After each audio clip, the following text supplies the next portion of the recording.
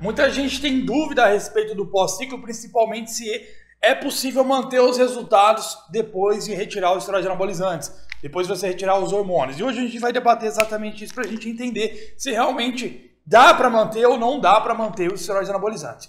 Vamos lá, vamos entender primeiro que durante o uso dos hormônios esteroides, né, durante o uso dos esteroides anabolizantes sintéticos, né, testosterona, os derivados, seja lá qual for o hormônio anabolizante que está sendo utilizado, todos eles vão atuar dessa forma aqui, que são os mecanismos principais de atuação dele, que reflete na parte da composição corporal, na parte da estrutura física, né? O que são essas ações? Aumento da síntese proteica muscular e diminuição da degradação proteica muscular. Ou seja, você aumenta a retenção de nitrogênio no músculo, diminui o catabolismo de aminoácidos, de proteínas, você poupa mais proteína no tecido muscular. Isso favorece o quê? Isso favorece uma maior síntese proteica, aumento tanto para a síntese de reparação e remodelação de proteínas danificadas, como também para a hipertrofia de novas proteínas também naquele músculo. Então você aumenta essa síntese proteica que não está relacionada só à actina e miosina. A gente tem enzimas que também são compostas por aminoácidos, são proteínas, receptores que também precisam da síntese proteica para estar se proliferando ali no tecido muscular. Então a gente tem isso. Lembrando que também, conforme a gente vai treinando, o uso dos esteroides anabolizantes também ativa as células satélites, que aumenta a proliferação de novos mionúcleos. Lembrando que as células satélites também ajudam na remodelação e reparação muscular, mas elas também formam novos mionúcleos naquela célula. Quanto mais mionúcleo na célula muscular, mais eficiente é a síntese proteína, ou seja, você consegue traduzir mais proteína por RNA mensageiro, tá? Você tem uma sinalização, vamos supor que você tem isso aqui de sinalização, só que a tua capacidade de traduzir é essa. Então, ou seja, você está sinalizando demais, seja por dieta, por treinamento com o esteroide. Com o tempo, o que acontece? A sua capacidade de tradução aumenta e você consegue compactuar, equilibrar com o nível de estímulo. Por isso que não adianta ficar treinando cada vez mais ou fazendo cada vez mais se a tua capacidade de traduzir isso não é tão eficiente. Você vai estar fazendo muito mais do que precisa e vai acabar sobrecarregando os sistemas. Então por isso que muito mais não quer dizer melhor. Você tem que equilibrar esse jogo de acordo com o feeling.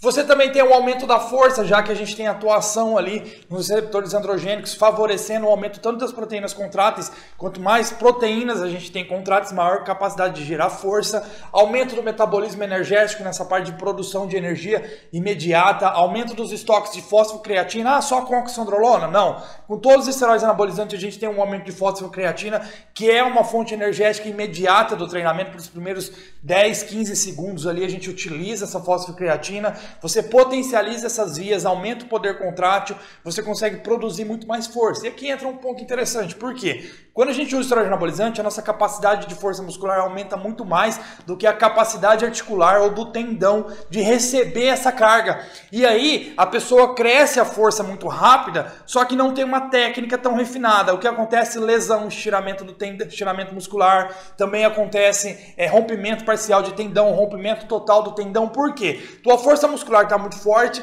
mas o teu aperfeiçoamento da técnica não é o melhor, e aí você acaba desequilibrando no meio do movimento, que joga para cima da cápsula, joga para cima da articulação, para cima do tendão, dissipa essa força para cima deles, e isso gera lesão. Por isso que muitas vezes essa lesão acontece depois de um tempo. Muitas vezes no início da lesão não se sente nada, mas quando ela está mais grave vai acabar sentindo, interferindo. Então a gente tem que ter o refinamento da técnica e equilibrar esse jogo, tá? Você tem um aumento da recuperação muscular, como eu disse, aumento da síntese proteica, você aumenta essa recuperação muscular. A recuperação muscular nada mais é do que diminuir o estado inflamatório daquele músculo e também reparar as proteínas danificadas. Isso não é hipertrofia, isso é reparação. Tá? Não adianta você, reparei, tô mais forte. Não, você repara para ela voltar à funcionalidade daquela proteína que foi danificada, e ela vai ficando mais resistente ao estímulo. Por isso que depois de um certo tempo de treino, a pessoa se adapta muito melhor e tem menos dano. Por quê? Porque aquela proteína é muito mais resistente àquele estímulo mecânico. Você tem um aumento do poder anabólico, né? Então você consegue ter um poder anabólico que favorece tanto a recuperação, hipertrofia, força, favorece o melhor aproveitamento da ingestão calórica, né? Favorecendo esse direcionamento calórico para crescimento muscular, se houver o estímulo do treino. Também não adianta você dar um estímulo do treino aqui em cima e um suporte nutricional aqui embaixo. Ou seja, está desequilibrado, o estímulo está muito maior do que você consegue se recuperar ali por causa desse suporte nutricional baixo, tá? Aumento da taxa metabólica basal, cerca de 20% de aumento da taxa metabólica basal pode acontecer com os esteroides. Lógico, mais doses pode aumentar mais? Pode. Só que lógico, não quer dizer que você tomou e aumentou a taxa metabólica basal. Uns favorecem mais e outros favorecem menos.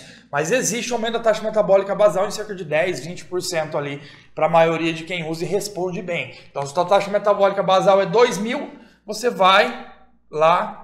Se aumentar 20%, você vai para 2.400. 400 calorias a mais você pode ter com mais flexibilidade na dieta, tá?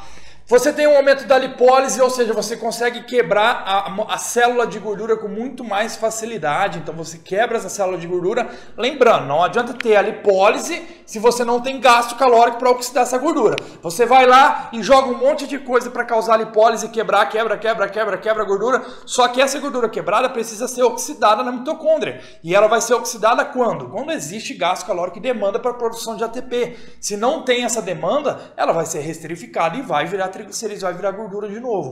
Então, tem um aumento da lipólise, mas isso vai contribuir caso você aumente o ritmo de treino na demanda energética. Consequentemente, você também tem um aumento da oxidação, porque você tem uma potencialização do metabolismo energético, você aumenta tanto a oxidação de glicose como a oxidação de ácido gráfico. Durante o treinamento, a gente tem o favorecimento da captação de ácido gráfico e a diminuição da captação de glicose, para manter a glicemia e favorecer a captação de ácido gráfico livre para oxidar esse ácido gráfico. Mas é lógico, treinamento com peso tem o favorecimento do uso do próprio glicogênio muscular ali.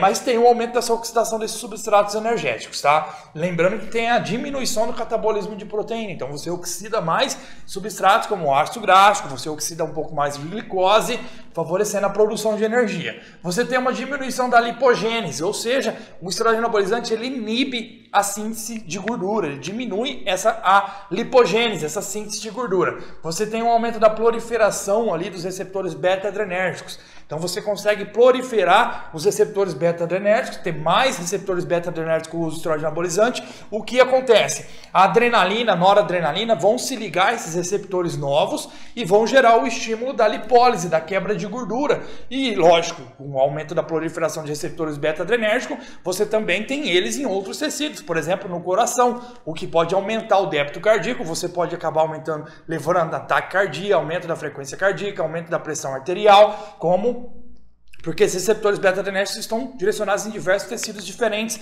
e isso pode ocasionar os efeitos de acordo com a sensibilidade de cada um. Então cuidado também com o abuso, né? Você tem uma menor proliferação de células de gordura, então você além de diminuir a síntese de gordura, você diminui a proliferação dessas células. Por quê? O problema não é ter a célula de gordura cheia, e sim ter várias células de gordura, porque elas não somem. Elas podem sofrer apoptose? Pode.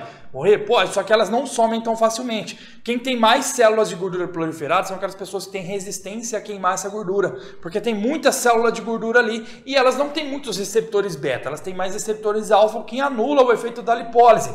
Com os esteroides, você diminui essa proliferação de célula de gordura e aí você facilita a diminuição do percentual de gordura, né? Você tem um aumento dos transportadores de glicose, os GLUTs. Então você consegue captar mais glicose no tecido muscular, você consegue favorecer essa captação para síntese e reposição do glicogênio, né? Lembrando que o uso de esteroide anabolizante para mulheres pode levar a um efeito de resistência à insulina, tá? E esse efeito de resistência à insulina gera colaterais androgênicos. Então, o uso de esteroide anabolizante para a mulher, principalmente se o percentual de gordura dela está acima de 18, 20%, muito provavelmente ela não vai colher todos esses frutos aqui, ela vai colher mais malefícios, mais virilização, queda de cabelo, enfim, vai colher todos os colaterais relacionados ao pós-ciclo ali. Já no homem é mais difícil acontecer isso, mas mesmo assim, quando o homem tem um percentual de gordura alto, ele não vai colher todos esses benefícios e vai acabar facilitando o quê? A conversão de testosterona em estradiol, vai acabar facilitando a retenção de água e sódio, o aumento da pressão arterial, porque o percentual de gordura está alto, o estado inflamatório desse indivíduo é alto e o uso de esteroide anabolizante pode gerar um estado inflamatório maior, o que vai ainda cooperar para mais inflamação, que pode gerar uma diabetes, uma hipertensão, se essa pessoa estiver já no caminho disso. O anabolizante não vai causar, mas pode piorar o quadro se não tiver controlado. Você pode ter uma alteração do perfil lipídico ali, o cara já tem sobrepeso, já tem a percentual de gordura central alto, aí vai usar esteroide que agrava tanto o risco cardiovascular como a piora do perfil lipídico, ou seja, o aumento, a incidência de ter um problema cardíaco, de ter algum problema vascular, de ter um AVC, um infarto, aumenta muito se você colocar mais um fator de risco que é o esteroide anabolizante, né? E você tem o eixo HPT inibido, né? O eixo hipotálamo, pituitária, testicular. Então você inibe o eixo natural de produção do teor da testosterona. Seja qual for o esteroide que você usa, se tiver em doses suprafisiológicas, vai gerar inibição desse eixo. Caso for dose, 30 mg de oxandrolona por dia em um homem, talvez não iniba totalmente o eixo, mas vai causar uma certa inibição que vai diminuir os níveis de testosterona ali. Por mais que a oxa atua ali no lugar da testosterona, pode ter uma queda da libido, né? Porque a oxa também é derivado da molécula de testosterona. Mas é derivado do DHT. Sim, o DHT deriva da testosterona. Bom, esse é o ambiente durante o uso, né? Durante o ciclo. E aí, quando você retira o esteroide anabolizante, você começa a perder ele gradativamente. Quando você usa esteroides em meia-vida longa, a tendência é, depois de 3, 4 meia-vidas, de 3 a 5 meia-vidas, esse hormônio já reduz muito no organismo. Então, vamos supor que você está usando lá a sua testosterona de meia-vida de 7 dias. Depois de retirar, você vai ter cerca de 21 a 35 dias, de 21 a 35 dias ali, para ele praticamente anular os efeitos dele no organismo. Quando a meia-vida é mais curta, de 3 a 5 meia-vidas curtas ali. Então ela sai muito mais rápido do organismo. Não quer dizer que ela vai sumir totalmente, quer dizer que o efeito dela, essa ação dela vai ser diminuída. Por isso que muitas vezes quando a pessoa retira o uso de esteroide anabolizante por 2, 3, 4 semanas, não tem tanto prejuízo, porque o empilhamento do uso manteve aqueles efeitos ainda circulando e aí ela nem perde o físico. Mas depois de 6, 7, 8, 9, 10 semanas, principalmente se não houver aquele equilíbrio de treino e dieta, ela vai perder boa parte dos resultados. Bom, depois desse efeito passar do uso do esteroide anabolizante, você tem um aumento da degradação de proteína muscular e uma diminuição da síntese proteica muscular. Por quê? Você diminui o poder anabólico e o teu eixo estava inibido e está voltando. Se ele está voltando, a taxa hormonal, principalmente de testosterona, está muito baixa. Não é o suficiente para sustentar a síntese proteica lá em cima. Então aumenta o catabolismo de proteína. Você perde aquela capacidade de reter mais nitrogênio. Consequentemente, você tem uma diminuição da capacidade de força, porque você perde aquele potencial do esteroide anabolizante de gerar força contrátil nas proteínas contráteis, de levantar a carga, aquele estoque, reserva de fósforo, creatina, você perde todo esse apoio do esteroide anabolizante. Você também vai perder a taxa de recuperação muscular, você vai notar que a tua recuperação de um treino e outro vai ficar prejudicada, você vai começar a se debilitar muito mais fácil, dores musculares, né? Vai demorar mais tempo para se recuperar, você vai perder o poder anabólico e vai aumentar o efeito catabólico. Então você vai começar a gerar um ambiente contraproducente ali pro o desenvolvimento muscular, né? Ou você não vai anular o efeito, você vai diminuir, tá? Diminuir é diferente de não ter. Você tem uma diminuição em relação a quando você estava com o uso. Você tem a diminuição da taxa metabólica basal, então ela vai se normalizar ali, ela vai voltar ao seu estado normal, porque você retirou o efeito do esteroide no metabolismo. Você tem a diminuição da lipólise, a diminuição da oxidação e o aumento da lipogênese. Então você começa a favorecer mais o ganho de gordura e menos a oxidação e lipólise. Então se você estiver suspendendo o ciclo e aí você começou a comer mais ou manteve as calorias muito altas, você vai favorecer o ganho de gordura e isso pode prejudicar a tua sensibilidade à insulina e favorecer mais ainda o ganho de gordura. Então depois do uso, o ideal é manter uma dieta em déficit, uma dieta leve ou isocalórica e controlar no treino para minimizar ao máximo esses efeitos aqui, porque isso aqui também depende da dieta, né? A gente tem uma diminuição dos receptores beta-adrenérgicos, então aquele potencial de proliferação de receptores beta vai ser diminuído, porque você retirou os esteroides. Você vai ter um aumento, uma facilidade de ter uma proliferação de células de gordura, né? Então você vai facilitar o processo de lipogênese e proliferação de células de gorduras, principalmente se tiver em uma dieta hipercalórica.